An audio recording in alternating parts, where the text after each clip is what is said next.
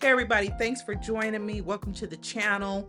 Well, there's so many strange things about this case with Luigi Mangione, and they're just basically going to plead not guilty. They're fighting extradition. We are going to get into a lot of these strange details in the suspect that attacked the CEO that took his life. Of course, we know that he's in custody with representation that's not court appointed. His lawyer Dickerson was retained. He will not reveal who paid for his retainer, but he is retained. And of course, Luigi Mangione comes from a family of means. He is a man that has an Ivy League education. He's very tech savvy, and he is a data scientist. So this kid is on another level. I'm calling him a kid, but he is a grown man.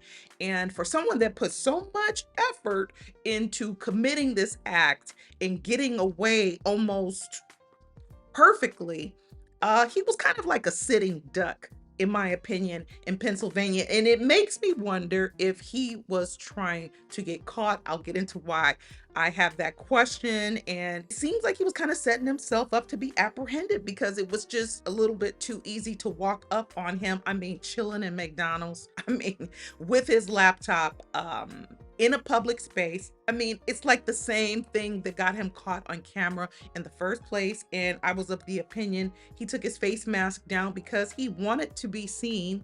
And I mean, anyone's gonna look at footage in the surrounding hours, the surrounding minutes. That's gonna be the first video and footage that law enforcement views. They're gonna work from the point of the conflict and work their way out. So for him to go to a Starbucks and then get this water and this snack and then leave it at the scene of the crime, this young man is savvy enough to know that these are the first things that law enforcement is going to come up. This young man is not your average Joe. I mean, he was basically a sitting duck at McDonald's, where he was once again having a snack with a backpack, just like he was right before the scene of the crime in Manhattan. This young man, of course, he fell off the grid with his friends and family, but at the same time, his friends and family cannot run out of lovely things to say about him, that he was a gentleman, that he was a beautiful person to be around. This young man even did volunteer work in his teen years for a hospital. I'll get into some little articles and exactly what his friends had to say about him. And of course, we know that he was suffering from back pain, but by now this should have no longer been an issue because that surgery was done. He was up and moving in no time, in less than 2 weeks. He didn't need medication. He could be physical. You could even see by looking at him while he's in custody how he can move just like any young man would move. He doesn't seem to be suffering anymore. On his social media accounts, he attests to that. It's just celebrating what it should be, a new lease on life after dealing with this pain for at least a year and a half. But this young man had many health battles, many health battles. But getting back to Luigi, I'll just call him Luigi, sitting at McDonald's, currently viewing his laptop when he was apprehended by authorities.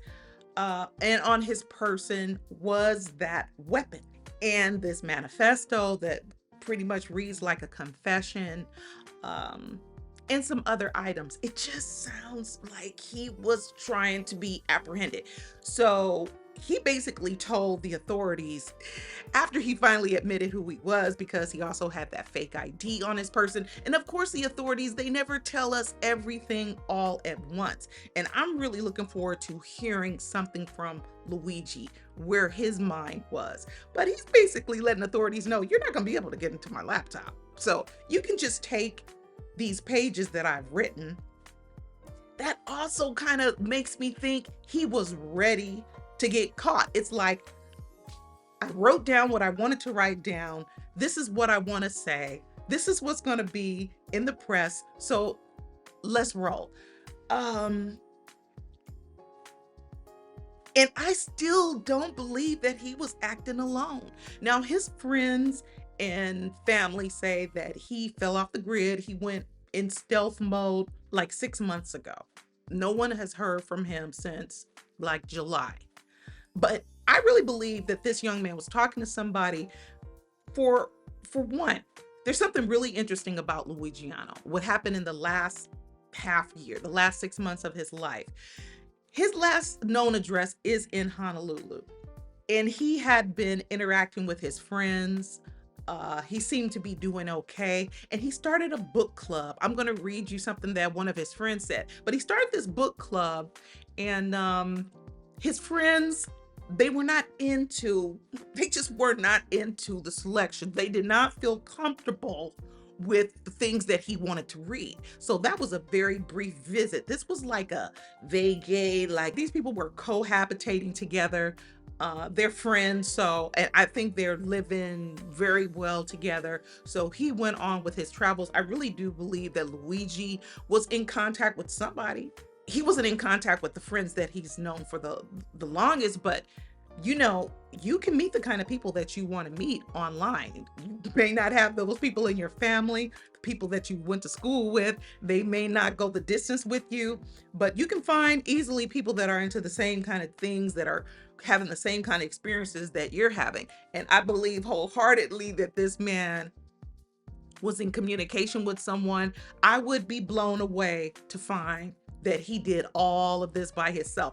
And for him to be so quick to outline that, like that needed to be said, that he acted alone, to give someone impunity. I think there's a reason for that. I think this is like a onion. I'm maybe, I'm making it sound more complicated than a lot of people think that it is, but no. I mean, to even keep him encouraged, for him to go down to New York and wait out these 10 days, even as scientific and methodical as he is, for him to be like lining up with Brian Thompson like clockwork like that. Nah, I really do think he was assisted. There's a lot of pundits online and doctors weighing in about not just his back injury that he talked about on his social media accounts. And again, he already had a surgery for that. Other doctors talk about how right now in the modern age that this is not as nearly as invasive as a surgery as it used to be. They can go in with cameras. It's just very minimal incisions compared to what they used to do back in the day. And again, he celebrated this himself, Luigi, online, that he's up and running. He doesn't even need his meds. So doctors are talking about his state of mind, that he like flipped, that he has some level of mental illness. I think you could probably say that about anybody. It's our mental health. Everyone has a level to their mental health. It's just a degree as to where you are on the spectrum, because we all deal with stresses. And he did take someone's life. I don't want to sound like I'm overly sympathizing with him, but I think we all sympathize with him on some level, because it even especially now, you are talking about a victim and an assailant that both come from privilege. But this Luigi was in pain.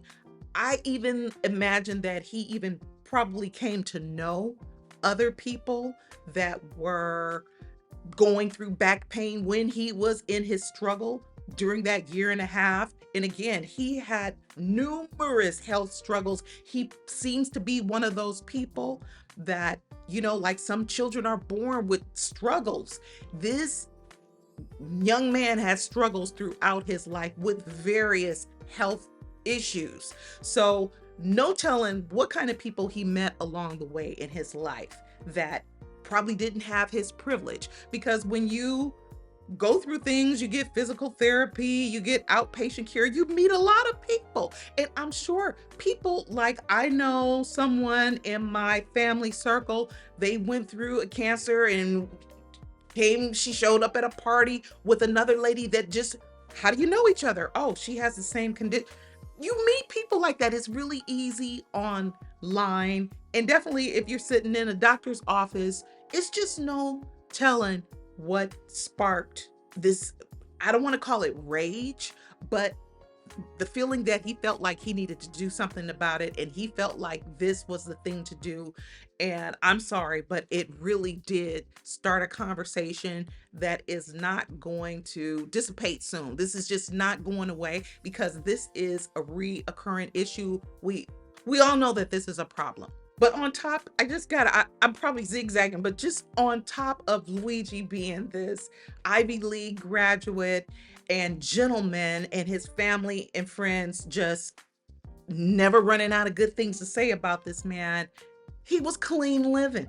Okay, he seemed to like McDonald's, but no alcohol, no caffeine, no drugs. And that was one of the things that, I mean, he was like a keyboard warrior, or at least he just communicated a lot online about his health complaints. One of them was not being able to sleep. He was also an avid reader, and a lot of the things that he read about probably kept him up at night. But it could also just be another one of his health conditions. He complained about that online, that he just did not sleep well. He never slept more than 4 hours straight. He'd wake up on and off through the night. He just really had problems with that. In the clean living about his friends again, a comment from one of his friends again, saying that the Luigi he knows would never touch a gun, would never want anything to do with a weapon.